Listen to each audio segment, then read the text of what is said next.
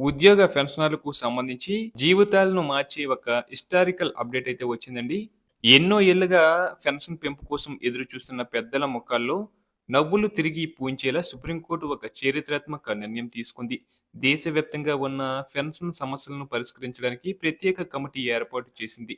ఈ కమిటీకి సుప్రీంకోర్టు మాజీ జడ్జి జస్టిస్ రంజనా ప్రకాష్ దేశాయ్ గారు చైర్పర్సన్‌గా నియమించబడ్డారు. ఈ కమిటీ తక్కువ కాలంలోనే సమగ్ర నివేదిక సమర్పించనుంది. పెన్షన్ పెంపు, పెన్షన్ స్ట్రక్చర్ మార్పులు, వృద్ధులకు అదనపు ప్రయోజనాలు వంటి కీలక నిర్ణయాలు రానున్నాయన్న అంచనాలు ఉన్నాయి.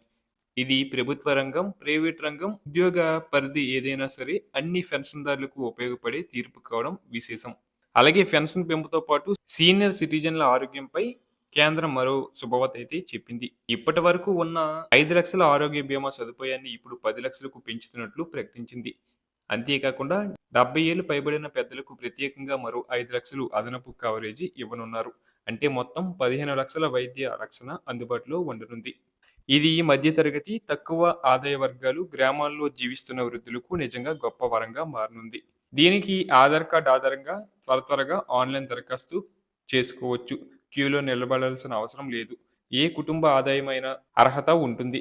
ప్రభుత్వ ఆసుపత్రులు, గుర్తించిన ప్రైవేట్ ఆసుపత్రుల్లో క్యాష్‌లెస్ ట్రీట్‌మెంట్ కూడా ఉండనుంది.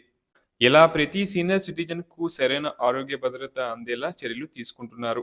పెద్దలను చూసే సమాజమే మహోన్నతమని సుప్రీంకోర్టు మరోసారి నిరూపించింది.